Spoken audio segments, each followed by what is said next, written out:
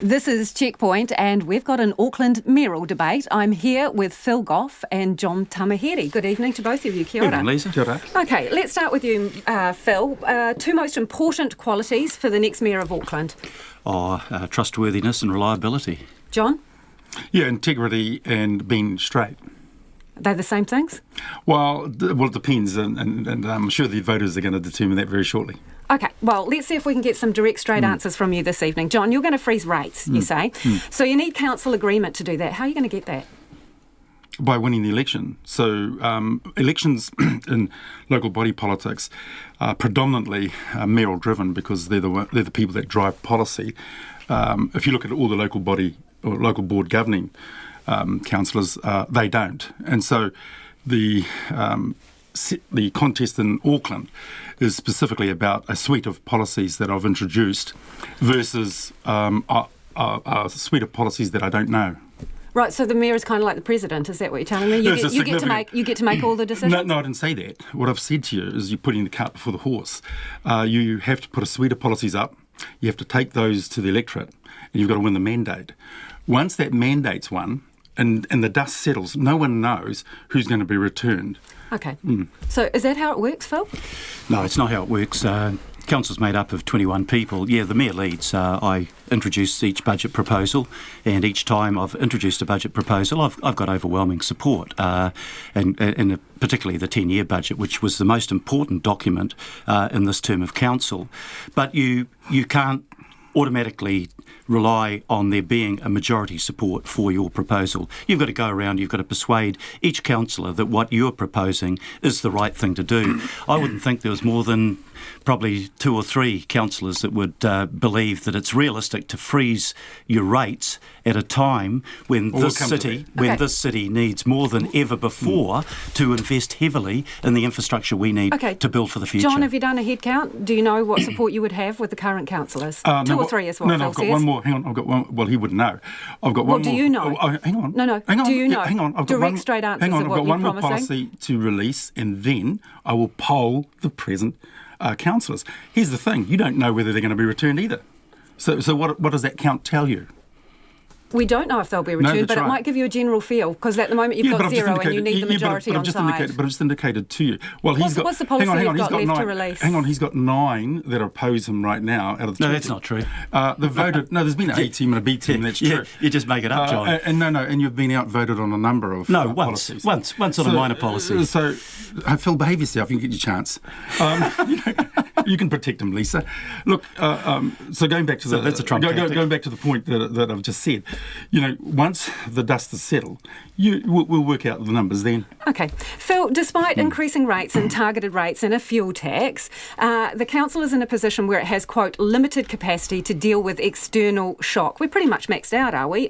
Is this the best you can do after 3 years? Yeah. Hey, well, first of all, you're talking about despite rates. We've had the lowest rate increases of any significant city in New Zealand, so let's get it in perspective. And you can go and check that. Take your top 20 cities and you'll find that Auckland rate increases in the case of Hamilton we're still not in a really third. Pretty financial position, are we? No, we're in exactly the position that all growth cities are in New Zealand, which is you have and more so in Auckland, because we're getting more growth in Auckland than the rest of the country put together. So there's a huge demand on expansion of infrastructure, and you know from the stories you've been doing for years that for a decade we've been underinvesting in infrastructure. We're now playing catch up to get that investment into transport, into housing, into the environment to make this the city that it can be. Yes, Auckland is too small to be gouged in rates and stealth taxes. Phil's brought 4 of them in. That's bullshit. I'll rattle them off. It is the 11.5% petrol tax. Stealth tax. The environment. I sat in the studio and talked about that 3 years ago. How can that be a stealth tax? No, let me just rattle them off. The environment but try tax, to keep to the truth. The water tax, the bed night tax. These are truths. This is you've brought the most. You've brought the most gouging rates, and this is why the cost of living in the city, it's a death by 100 cuts when you've got a leader like this. So let's. John, I just want to interrupt there. You talked about those things. That's all nonsense, by the way. We know what you stand. I'll give you a right of reply. We know where you stand on the regional petrol tax, right? We know on rates freezes. So these extra taxes to bring forward the improvements in wastewater, to stop poo washing up on our beaches, and to do something for the environment. Will you get rid of those when you come in? If I'm elected, then I get to release 49% of the equity in water care to achieve those.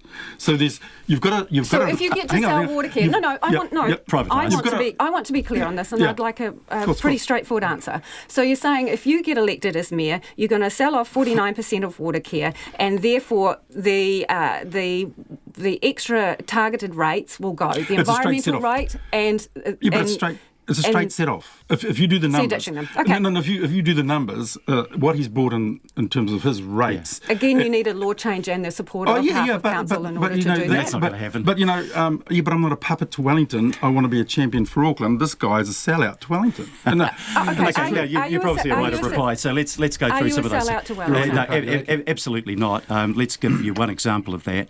We increased the transport budget for Auckland by 50% when I negotiated the first Auckland Transport Alignment Project.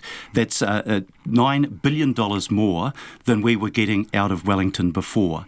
Now, is that a sellout? No, that was a remarkable achievement, and all of the councillors acknowledged that. Let's come back to John's point about the privatisation. He keeps saying selling equity, but it's privatising. You're selling the shares privately. If you sell $500 million worth of, $5 billion, I should say, worth of shares, a shareholder is, all the economists tell me, the minimum would be a 7.5% return they would require on that. That's not true. That would require, it is true, that would require the water rates for the average family to go up between $200 and $300 a year. That is the equivalent of a 12% increase on general rates. So, and the worst thing, John, about your proposal, no, let me finish. You got a fair go. Let me finish. Well, I'll have a right response. The people that you would hurt most are the low income, because their income is low compared to the rates they have to pay, and secondly those with families. Quick points. Now let me I haven't finished. Privatisation. I haven't finished on it. Please let me. I've got a right to reply to what you said. You talked about stealth taxes. The environment and the water quality taxes went out to submissions. We got more submissions on that than ever before, and we also polled on it. 2 to 3 to 1, Auckland has said, yes, bring that in if that's a way we can clean our beaches up and we can protect our environment. No stealth about it, absolutely open and transparent. No, it's important. Firstly, Phil understands privatisation, right? He sold the Bank of New Zealand, sold New Zealand Rail, sold. He's done the numbers. Have you got some numbers for us? No, I'm talking about privatisation. Tell us what it would cost. A sale of an asset is to sell what the would it asset cost an increased water rates? Give us your figure. So what we've got with Phil... I've given you my figure. Give me yours. I've got 3 points to make. Do you have a figure, John? Let me finish. Important. People listening, they're hearing $200 to $300 extra dollars. Let me finish the 2 points. I'd like to talk about it. Just tell us what you've got a figure. Let me finish the 2 points. Now, he's babbling on. Look, we can turn this into a circus, Lisa. $200 to $300 extra in water rates I'll come to that. per household, he is saying. I'd like you to come to it now. I'm talking what about are your privatisation. Numbers? What are your numbers, John? It's not privatisation when you own 51% of an asset. Why won't you they'll answer do the the numbers. question? Why won't you answer the question? Do you have numbers hang on, on the that? The second issue is this. Do you have numbers on that, Can I John? come to the numbers now? Yes, please do. He's telling fibs. The fact of the matter, where's his... See, here's the problem I've got. He's a sitting mayor. He's been sitting there for 3 years on his hands, and he doesn't provide any workings. He pulls numbers out of the sky. Forget the personal attacks. So just answer the question. So let's look at the numbers. If you look at his targeted environment tax and his targeted water tax... you haven't answered the question yet. They will average out at exactly what New Zealand Super Fund or the ACC fund, who will buy the 49%. Do you know that they will buy the 49%? Have you had any discussions with anyone? Here's their problem. They have significant dollars that they want to invest onshore at the moment. They're investing offshore because there are no infrastructure. Have you had any discussions with anyone, John? Because I have. But can I come to that? Who? New Zealand Super Fund.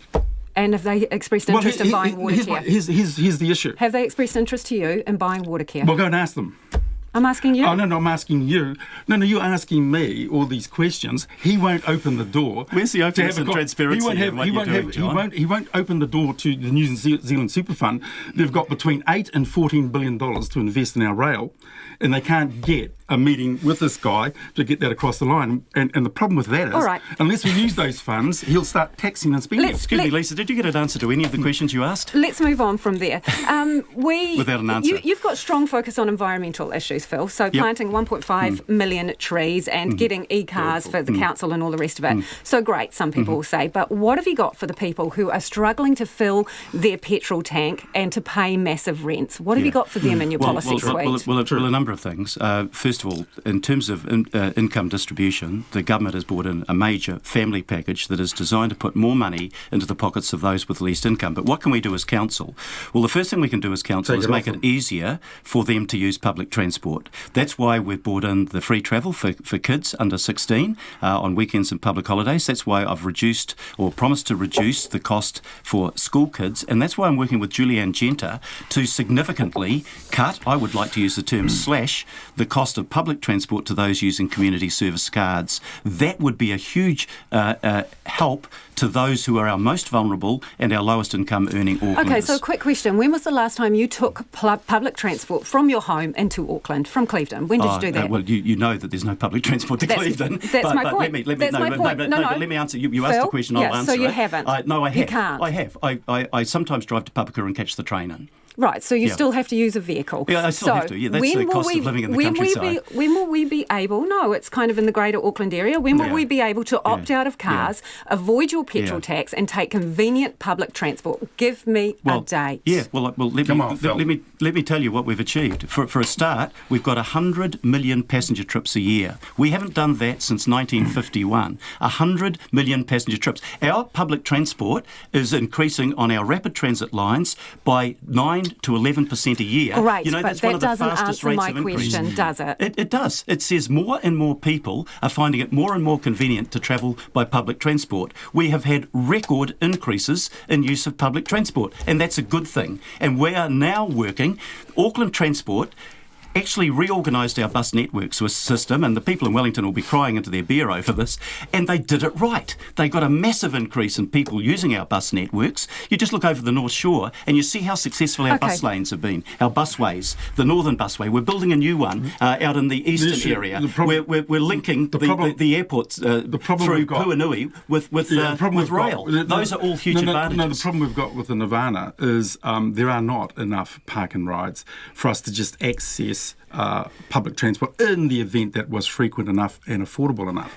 So what we've got is we're in a sequencing of a build-out, and what he's allowed Auckland Transport to do is just make war on motorists. No, that's not true. You know, if you're a woman with children, you got to get to the supermarkets, you got to get to care facilities for the kids, and you've got to get them to school and back. There's no such... the reality is, Lisa, is that 82%, even if we spent the $28 billion in the ATAP, there will still be, and this is on AA's numbers, 82% of folk, minimum, will still require cars. And that's just a necessity. So speaking of cars, John, your idea for the bridge, how many lanes again, remind me? 10 lanes for motor vehicles, 4 lanes in terms of the pedestrian and cycle, and 2 lanes either way for rail. So what will that cost? The engineers from Auckland University that have priced that for me and done the work on that. How many engineers? Have priced it between $2 to $4 billion. But next question. How much will you put aside for acquiring the houses that you will need in St Mary's Bay and over the bridge in Northcote Point? How much are you putting aside here's the beauty about this. Here's the beauty about the point. Will you use compulsory acquisition to get those properties to expand the bridge, or how will it work? Well, like all major projects in this country, this is a New Zealand Transport Agency funded project. It is not a Auckland ratepayers. To suggest that it would bankrupt the city with $10 billion is just telling porkies as usual. No. You talk to the New Zealand Transport Agency and see what their point on it is. So about those houses, do you anticipate how many houses would have to go in order to accommodate this? I don't know the numbers yet, but what we do know is that under our future planning, that has all been planned. What we haven't got is a crystallisation on a solution for another crossing, and Phil wants it in 2030. That community in Auckland needs it within the next 5 to 10 years. That's not true. What's wrong with big sky thinking, Phil? Because where's your big sky project? Just give me a moment. The first thing is he wants to put trains up the top of the Harbour Bridge. The gradient is so steep that trains won't go over that gradient, and you can ask any transport expert on that. Secondly, you're going to put the cyclists and the walkers on the top level of the Harbour Bridge exposed to the elements. Is that going to work? Why would you create another 2 lanes over the Harbour Bridge when the problems of congestion solution lie up towards Northcote Road and coming into the city. What's your solution? The solution is not to bring more cars into the city when the city is already at maximum it is capacity an arterial for cars. Route, Phil. You can't stop it. No. Look, the future. It takes people to South Auckland. The future, Lisa. And you look at any city in the world, even What is Los your Angeles. solution? I'll tell you what my solution is. If you just give me a chance to stop interrupting, the solution is not to build more and wider motorways. That won't work. We're heading towards 2 million people. We're of a size as a city now where we have to have a strong public transport system, and that's what we're building. You're listening to Phil Goff and John Tamihere, both candidates for the mayoralty. Phil, given the dire situation we have with housing, 30% of Aucklanders are paying more than 30% of their income in rent. Why shouldn't the council housing arm, Panuku, allow a greater percentage of social housing in their developments? Very good Why question. not? That's an outstanding question. Let me tell you what we're doing about that problem, because it is a real problem. First of all, what is succeeding is that our house prices haven't gone up in 3 years. They've gone slightly down compared to the rest of the country. That and interest rates have gone down, so houses are becoming more affordable. Where's that? One reason they're becoming more affordable is that under the unitary plan, we've zoned up to 1 million sites, potential sites for housing. Secondly, in the last figures that just came out 2 weeks ago, we were consenting 14,236 houses a year. That is 4 times what we were consenting 8-9 years ago. We're building more houses, therefore we are supplying to meet the demand. I asked you about social demand. housing and Panuku Let me tell you about developments. social Why housing. not allow more social houses in those Panuku developments? But what's the difference between John and I? His trust is working as a commercial developer, and he wants to pack a whole lot of social housing into one area. Invite into the studio anyone from the community housing providers, and they will tell you that failed. That failed in England with the council estate. It's failed everywhere in the world. What our plans are, and it's consistent with government plans, is that you do a third social housing, a third affordable housing, and a third market housing. There's not one that way suburb. You get a balanced there's community. There's not one suburb in Auckland that there reflects a 30-30-30 split. Of course there is. Mount Roskill, the community I represented for 32 years represents that. Have a look at your schools and the decile rating. It's just not truthful. What we need in Auckland on brownfield sites that Auckland Council owns, it's strategic and it's necessary, and we have to build a lot more social houses, and he's capped them at 30% on that land. Certain parts of lands, you should have a cap, but in major areas where poorer communities have a right to live, they shouldn't be pushed out into the margins as Phil's doing. We should open up that land. Okay. And let me just make one other point about social housing. As a result of our advocacy to central government, we're getting 3,500 new social houses built in Auckland in the next 3 years. That is many times the number that has been built. Okay, John, on the subject of homelessness, 0800 Jacinda, how many people have phoned your phone line? No, do you have a phone line? The point is there a phone line 0800 Jacinda? Did you actually ever register that? Phil. The point is... Can you please answer my question? I'm telling you a question. question. I'll answer it again. No. You're going to go. No, let's go straight to the point. Whose job is it to fix homelessness in Auckland City? It's not the ratepayer being double taxed as usual. Here is the point, John, that some people will see. No, that's not the point. Nobody's called your 0800 Jacinda number because the top party owns it. They went out. You don't even have it. You've advertised it, and you don't own it. Just a minute, Phil. Well, it's just a farce. So, did you have any planning behind that policy, or was it just actually a publicity stunt, and there was no depth to that policy or intent at all? No. You can't say when you walk past them downtown here, when you've got other humans laying in the gutter, you can't say that's a stunt. What you've got to say is, I'm saying your phone line. I'm asking you if your phone line was a stunt. Well, concentrate on the homeless. Was your phone line a stunt? No, my phone line was bringing home to roost whose responsibility it is to fix homelessness in the city, rather than spending millions of dollars of ratepayers' funds subsidising. You don't even have a phone line, so yeah, but I don't care. So it was a publicity what I stunt. care about is bringing home to roost where the responsibility is. Where was the substance behind that policy and planning, if you were serious about it? Let's work through the policy, shall we? If you were serious about it and you were seriously suggesting that phone line, well, you failed because you didn't secure the number, No, I haven't. How have I failed by bringing attention to the fact that we've got homeless on the street that he won't lift, but he'll go and spend money and count them and won't fix them? How has my policy failed when the investment that's coming into the city that we've already paid for from central government haven't hang on? But isn't the concern, John, that people will look at that and see, OK, well, he didn't get the number, he wasn't serious about it, maybe he's not serious about any of his other policies too. No, people like you can frame it like that, but there's plenty of people out on the street that got it real quick.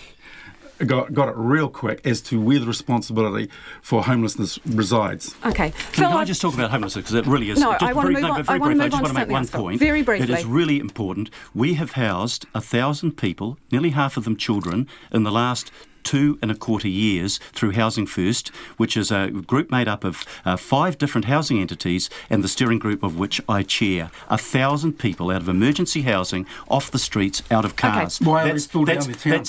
All right. What is your... We have housed... Why are they still downtown, Phil? Don't question something that is a fact. Unlike the phone number, this is a real number. 1,003 people housed in 2.25 years by Housing First. That's a fantastic... Gentlemen, we're running out of time, and there's a lot Phil. to get through. I want a very short answer to this, Phil. What's your biggest achievement this term?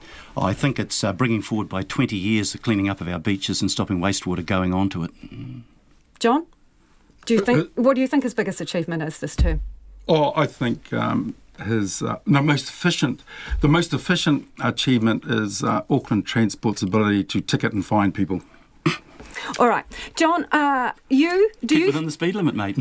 Auckland is a very diverse city. John, do you still think sex between 2 men is, quote, unhealthy and violating? I know this subject, you're sick of answering this, so let's just get it over and done with quickly and answer directly. Do you still think it's unhealthy and violating? Funny enough, I was at the LGBT with him debating. Well, you didn't answer this question, so could you just answer it for me? No, funny enough, I'll answer a question that I'll answer. I was at the LGBT debate. Phil was with me. Now, are you from that community? I am asking you a question, John, about about whether you still think that it's unhealthy and violating for 2 men to have sex. This is a very diverse city. People have a right to know where you stand on this, so how about a direct answer? As I said at the LGBT debate, they have got a right to their own lifestyle. That's different to whether you believe it's unhealthy and violating. So do you still believe that? They've got a right to their own lifestyle. Why is this such an issue for you to give a direct answer to, John? No, why is it such an issue of you trying to promote the specificity of sexual preference and acts on national radio? I've just answered your question. The LGBT community I'm asking where you stand on this issue, because you've said a bunch of controversial things over the years, and Auckland is a very diverse community. They have a right to know who they may or may not be voting for. So, were those mistakes, those things that you said? Look, I was brought up in 60s, 70s New Zealand. You know it. I was brought up by Were they mistakes? I was brought up by a Catholic Irish mother, and I have 8 brothers. I was brought up in a black and white world, Lisa. I wasn't brought up in a flash world like yours. So on my street in West Auckland, we saw the world black and white. It was the way in which that society operated at that time. Of course it has. Okay, so you no longer hold that view? No, I don't. Okay, so you say that you're better for every error you have made. So how has that mistake made you a better person? Well, name one mistake that you've made that hasn't made you better and that you've gone back and you've laid out again. We all learn better by our mistakes. I'm not perfect like Phil Goff and you. I'm not standing for the mayoral sheet. Okay, Phil, so allegations are that you have divided the council into an A and B team. There was a letter of no confidence in you, allegations of bullying and arrogance on your part. Yeah. So is it just that you know better than the other councillors, know better the way the system works, or what's the problem there? No. First of all, it wasn't a letter of no confidence, and go and read it for yourself and you'll see that. I have read it, expressing no confidence in you from some councillors. No. You go and talk to those councillors that signed that letter. They had a disagreement over one particular aspect, and that was an aspect on which the Ombudsman actually upheld the position that I took. The second thing is, yes, of course there'll be disagreements on council from time to time, but watch in, we're online, every council meeting, watch in when I chair a meeting and give me one instance where I have chaired that meeting unfairly or unreasonably. I get on with just about every councillor on that council on a personal So basis. any suggestion otherwise is incorrect, is that what you're saying? No, we have different opinions on some things. That's not unusual. But tell me how any Minister of Finance in a government would feel to be able to pass their budget with a 70 or 80% majority in favour of that budget. And that's what I've achieved on the 3 key financial documents that I've proposed to Council and has been passed by Council. All right, we're a minute. And I want to clarify one other thing. I have never, ever, in my whole political career, been accused of bullying anybody. That is not me. I've never done it. We're counting down to the pips, and none of us will have a job if we crash them. My So, friend. That is true, my friend. And if you're going to make allegations to the contrary, you better put your evidence on the table. Over here, gentlemen. Yeah. Quick fire. Concerts at Eden Park. For them, against them, John? Absolutely for them. Phil? I think they're provided. The plans provide for 5 concerts a year. I'd be happy for that. No more? That's what the plans allow. Is it because Helen Clark objects to them? No. It's because right. a whole lot of people in the residential area. If you work the stadium the way that you need to on concert, they bought no. Those that are would the disturb pips. their Those lifestyle. are the pips. They know. Time for the news. Great. Thank you very much.